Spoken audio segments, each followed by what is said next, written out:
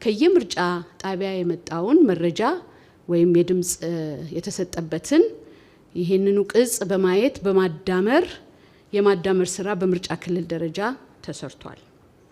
በአሁኑ ጊዜ በምርጫ ክልል ደረጃ ደርሰው የማዳመሩ ስራ ተጠቃሎ በምርጫ ክልል ደረጃ ውጤት ይፋ ያደረጉ ወደ 825 የምርጫ ክልሎች ናቸው። ቦርዱ ምርጫ ያካሄድበታል ካለው ከ1138ቱ ምርጫ ክልል ውስጥ 825ቱ የማዳመሩን ስራ አጠናቀው ጨርሰው በምርጫ ክልል ደረጃ ውጤት ይፋ አድርገዋል።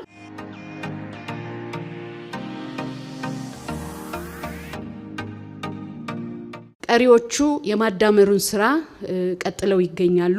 በቀጣይ 2 እና 3 ቀናት ሁሉም አጠናቀው በምርጫ ክልላቸው ይፋ ያደርጋሉ ማለት ነው።